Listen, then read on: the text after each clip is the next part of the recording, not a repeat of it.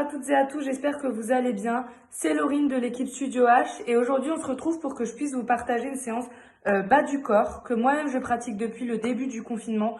Je vais en profiter pour vous montrer qu'on n'est pas nécessairement obligé d'avoir du matériel de musculation type haltère ou élastique pour pouvoir s'entraîner. On aura simplement besoin de bouteilles d'eau, d'un sac à dos qu'on pourra charger pour lester les exercices. Et je vais pouvoir vous montrer avec cette séance qu'on peut s'entraîner durement malgré le contexte. Et voilà, on se retrouve tout à l'heure.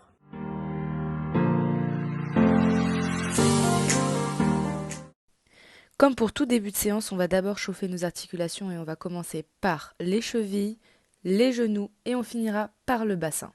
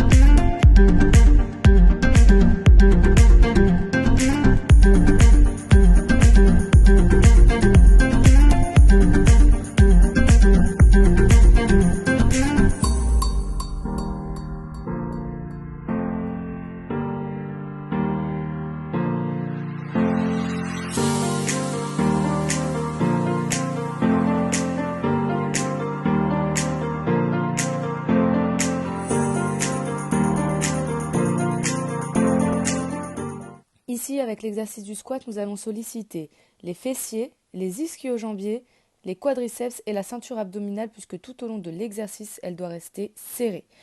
Pensez à avoir bien le regard droit devant parce qu'un regard porté vers le bas peut engendrer un déséquilibre vers l'avant et donc provoquer un arrondissement du dos. Et un regard au contraire vers le haut va provoquer une hyperextension des cervicales et engendrer des douleurs.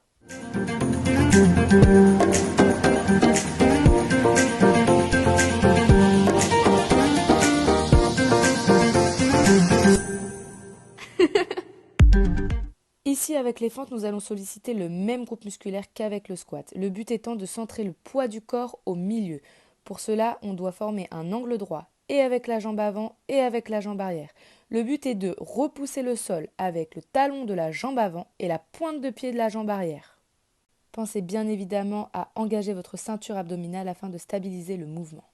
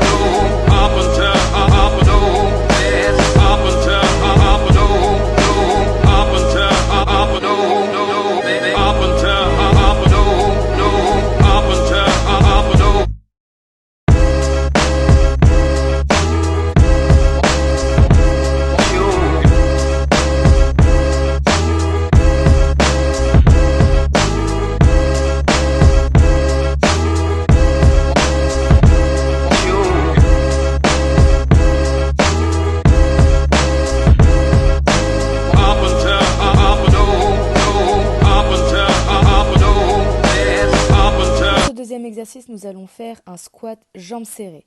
Ici, nous allons solliciter les quadriceps, les fessiers, les ischio-jambiers et la ceinture abdominale comme pour l'exercice précédent. Ici, n'oubliez surtout pas d'engager la ceinture abdominale comme pour tous les exercices.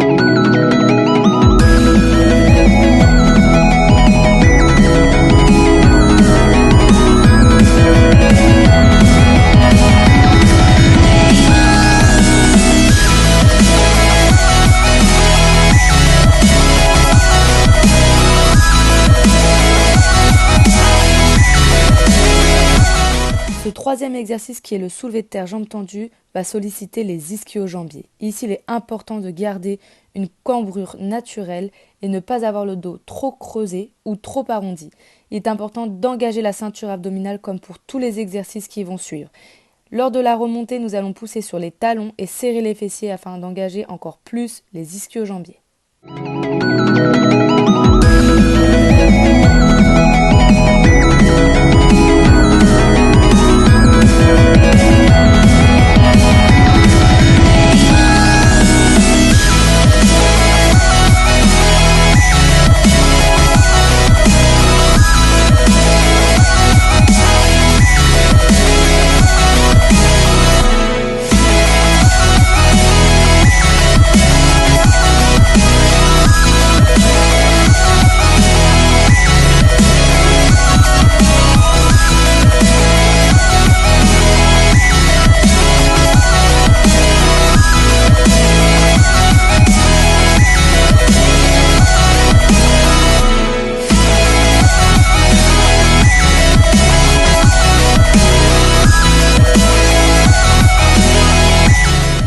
Ici, nous allons avoir besoin d'un tapis afin de réaliser l'exercice. Cet exercice va solliciter les ischio-jambiers, les fessiers et les abdominaux, encore une fois car ils sont toujours engagés. Nous allons nous installer sur les coudes afin de respecter l'alignement de la colonne vertébrale et éviter d'avoir un dos trop creusé ou trop arrondi lors de la réalisation de l'exercice.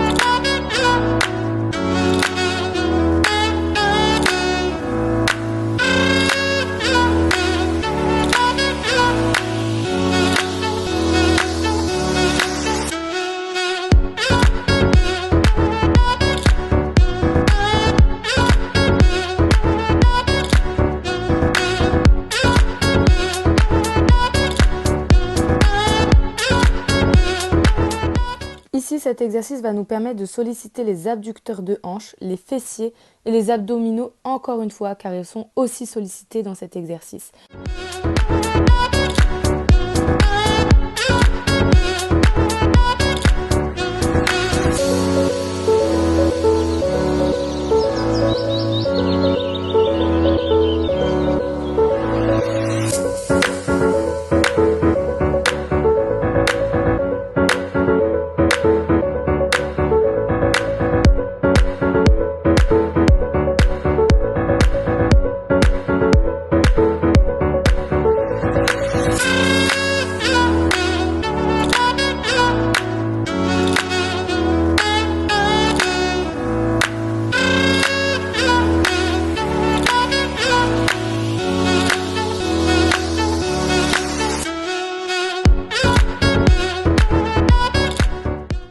Ici, nous allons solliciter de nouveau nos abdominaux, nos ischio-jambiers et nos fessiers afin d'engager toute la chaîne postérieure.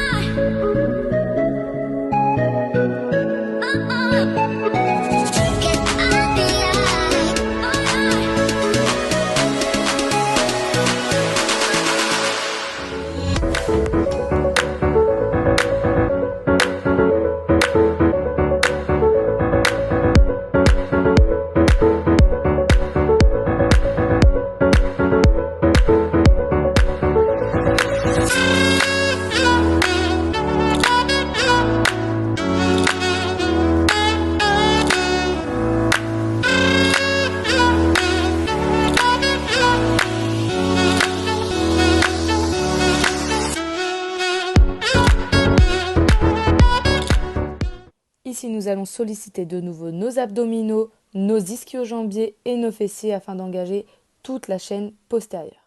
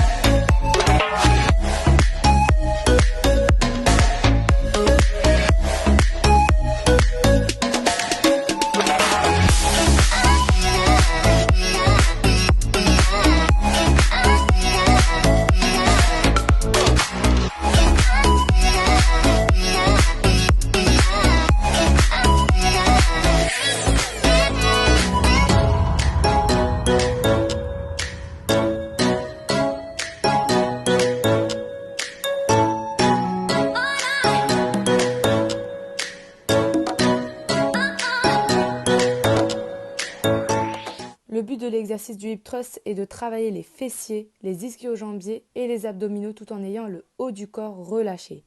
Ici, le but est de pousser à fond dans les talons qui sont ancrés dans le sol afin de solliciter davantage les fessiers.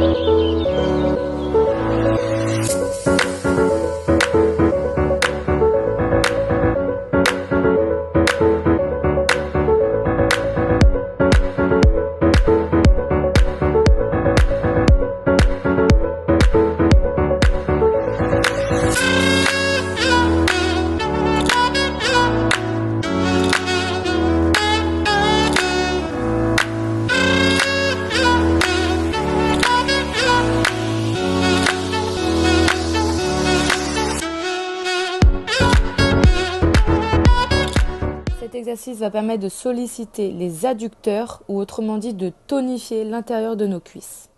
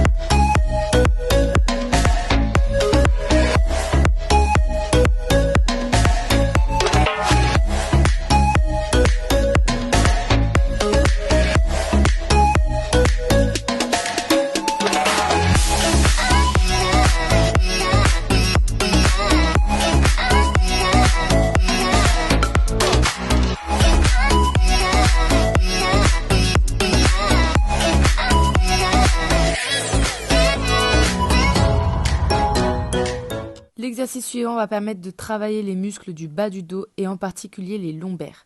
Mais on va aussi engager les fessiers afin de continuer comme il se doit cette séance.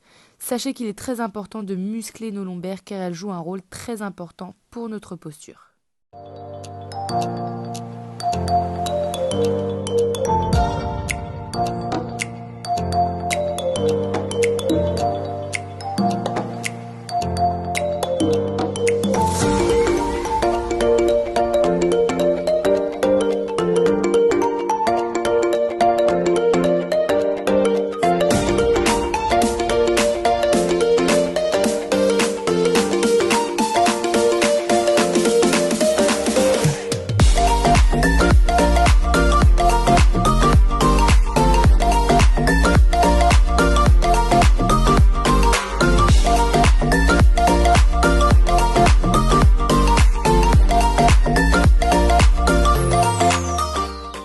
exercice nous permet de travailler les mollets et donc de finaliser notre séance bas du corps en bonne et due forme. Cependant, il nécessite pas mal d'équilibre. C'est pour cela que je vous conseille, comme moi, d'utiliser un manche à balai, tout simplement pour ne pas perdre l'équilibre et éviter tout risque de blessure.